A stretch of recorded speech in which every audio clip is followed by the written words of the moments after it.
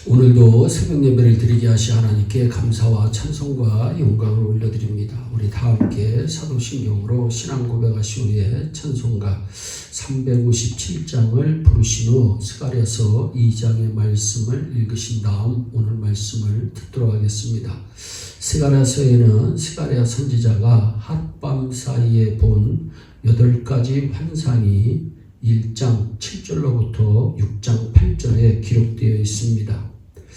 그 환상은 하나님의 백성들의 잃어버린 꿈과 비전을 회복하는 일입니다. 바벨론 포로에서 돌아온 하나님의 백성들은 성벽을 재건했습니다. 그리고 하나님의 성전을 세우려고 부진애를 씁니다. 그러나 사마리아 사람들의 반대에 부딪혀 좌절과 시련에 봉착합니다. 포로기 후기 이스라엘 공동체는 절망 가운데 회복에 대한 소망을 포기하고 낙심에 빠진 하나님의 백성들이었는데 이들에게 필요한 것은 무엇이었을까요? 그것은 잃어버린 꿈과 환상을 회복하는 것입니다. 그래서 하나님께서는 스가랴 선지자를 부르셔서 하나님의 백성들에게 환상을 보여주십니다. 스가랴서 2장 1절로부터 3절에는 세 번째 환상의 모습이 나옵니다. 그는 측량줄을 잡은 사람인데요. 예루살렘을 측량하러 가는 중입니다.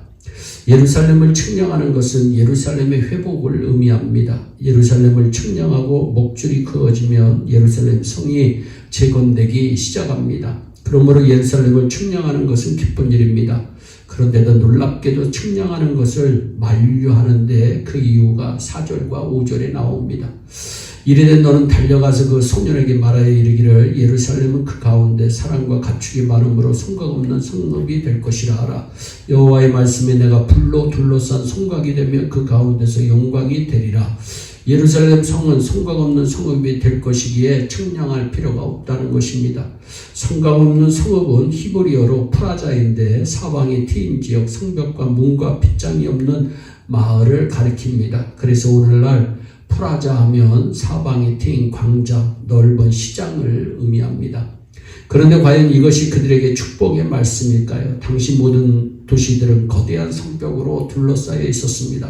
성벽은 외부로부터의 침입을 막기 위한 수단입니다. 성벽과 문과 빗장이 없는 도성은 상상하기가 힘이 듭니다. 그것은 누가 공격해도 속수무책으로 당할 수밖에 없는 상태를 뜻하기 때문입니다.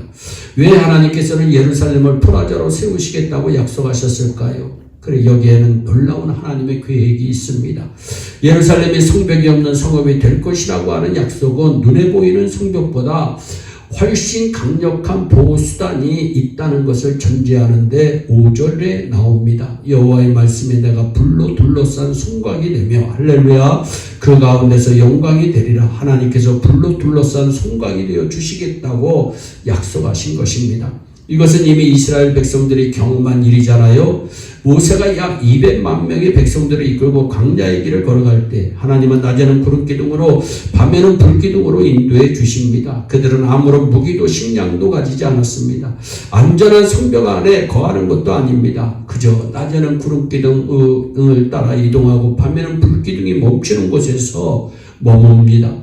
그런데 어떤 강대한 이방 민족도 이스라엘 백성들을 해치지 못했습니다. 그것은 바로 하나님께서 불성각으로 지켜주셨기 때문입니다. 바로 비록 성벽이 없고 문이 없으며 빗장이 없어도 아무런 문제가 되지 않았습니다. 하나님께서 친히 사면에서 우리의 불성각이 되어주셨기 때문입니다. 이보다 더 큰 위로와 격려가 어디 있을까요? 하나님이 친히 우리의 사면에서 불성각이 되어 주신다면 이것보다 멋진 환상과 꿈은 없을 것입니다. 그러나 이런 하나님의 약속은 설교로 들을 때는 멋진 말씀이지만 삶의 자리인 현실로 나갔을 때는 불안하기 짝이 없는 내용입니다. 생각해 보세요. 아무리 하나님께서 우리의 불성각이 되어 주셔서 지켜주신다 할지라도 우리는 그것을 눈으로 볼 수 없기에 불안하기 때문입니다. 우리는 눈에 보이는 성벽 안에 거주하는 것이 안전하다고 생각하는 인간 존재입니다. 여러분, 하나님께서 예를 들어서 우리 예일교회가 지금 론으로 얻고 있는 76만 8천 불을 갚아주리라. 내가 매달 몇 시에 갚아주리라. 그런데 그 전까지 안 갚아주면 엄청난 일이 벌어진다고 생각해 보세요. 우리는 하나님이 갚아준다고 아무리 얘기를 해도 우리는 불안한 마음을 가지고 하루하루를 살 수뿐이 없는 존재입니다. 우리의 삶이잖아요. 얼마나 많은 사람들이 자기에게 주어진 힘과 재물을 부여잡고 몸부림치고 삽니까? 자신들이 쌓아놓은 부와 권력의 성 안에 있으면 그들은 안전하고 행복할 줄 알면서 삽니다. 여러분, 그러나 실상은 어떻습니까? 실상은 그렇지 않습니다. 한 신문에 한 재벌가의 쓸쓸한 죽음이란 기사가 오래전에 실린 적이 있습니다. 삼성그룹 창업주인 고 이병철 회장의 손자 이재한 씨의 이야기인데요. 이분이 정말 세안 미디어라고 하는 경영에서 물러난 뒤 여러 차례 사업에서 도전했지만 실패하고 생활고에 시달리며 아파트 월세에 살다가 심한 스트레스와 우울증을 견디지 못하고 투신 자살하고 맙니다. 여러분, 그것뿐이 아닙니다. 현대그룹 정주영 회장의 산암 몽업 씨도 자살합니다. 여러분, 또 검찰 조사를 받던 몽원 씨도 여러분 개동 4억에서 투신 자살합니다. 이건희 회장의 막내딸 윤영이라고 하는 아이는 뉴욕 맨하탄 자신의 아파트에서 목매달아 자살합니다. 여러분, 우리나라 최고의 재벌 가문에 유능했던 사람들이 왜 이렇게 쓸쓸한 죽음을 맞이했을까요? 인간이 의지하고 붙잡고 있는 견고한 성처럼 보이는 재물과 권력이 덧없다는 것을 성경은 우리에게, 역사는 우리에게, 삶은 우리에게 보여주고 있는 것입니다. 다윗은 아무리 힘들고 어려운 상황에서도 사람이나 세상의 힘을 의지하지 않고 살았던 귀한 분입니다. 오직 신실하신 하나님을 바라보며 시편 27편에서 이렇게 고백합니다. 여호와는 나의 빛입니다. 여호와는 나의 구원이십니다. 여호와는 나의 구원이시기 때문에 내가 누구를 두려워하겠습니까? 여호와는 내 생명의 능력이시니 내가 누구를 무서워하겠습니까? 악인들이 내 살을 먹으려고 내게로 왔으나 나의 대적들, 나의 원수들이 그들은 실족하여 넘어진다. 그러나 군대가 나를 데려가여 진칠지라도 내 마음이 두렵지 아니하며 전쟁이 일어나 나를 치료할지라도 나는 여전히 평안하리로다. 내가 여호와께 바라는 한 가지 일, 그것을 나는 오로지 구하겠으니 곧 내가 내 평생에 여호와의 집에 살면서 여호와의 아름다움을 바라보며 그의 성전에서 사모하는 그것이라고 다윗은 고백합니다. 참, 이런 고백을 우리가 하면서 살 수 있을까? 다윗이 원하는 것은 세상의 부귀 영화나 권세를 누리는 것이 아닙니다. 오직 신앙생활 잘하는, 하나님의 성전에 거하면서 주님을 기쁘시게 하는 자로 살아가는 것이었습니다. 이것이 바로 다윗이 세상의 성곽을 의지하지 않고 끝까지 믿음으로 하나님을 바라보며 승리할 수 있었던 비결입니다. 한 가지 분명한 사실이 있습니다. 우리가 인간이 세운 성벽을 의지하지 않고 하나님의 사람이 우리의 불송각이 되도록 허용한다면 어느 누구도 우리를 해할 수가 없습니다.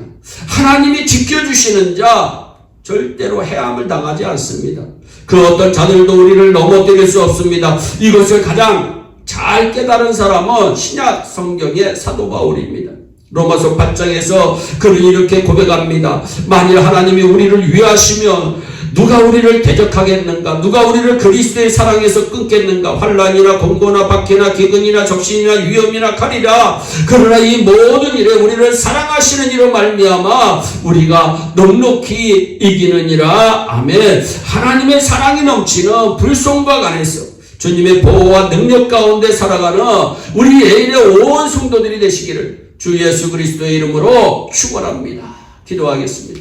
사랑의 하나님, 참 감사합니다. 아버지 하나님, 이스라엘 백성들에게는 성곽이 필요했지만 하나님께서 성곽 없이 불성곽이 되어 주시겠음을 선포하는 회복의 메시지를 다시 한번 묵상해 봅니다. 아버지 하나님, 우리 예일의 성도들의 불성곽이 하나님이 되어 주셔서 저들의 삶을 지켜주시고 보호하시고 인도하여 주시고 주님의 위대하심을 저들로 통해서 나타나여 주시기를 간절히 소원합니다. 오늘도 승리하는 하루 되게 하시고 오늘도 주님 모시고 사는 축복의 시간이 되게 하여 주시옵소서. 감사하고 예수님의 이름으로 기도하옵나이다. 아멘. 우리 다 함께 주기도문으로 예배를 마치시고 각자 개인 기도하신 후에 오늘도 주 안에서 승리하는 복된 하루 되시기를 바랍니다. 감사합니다.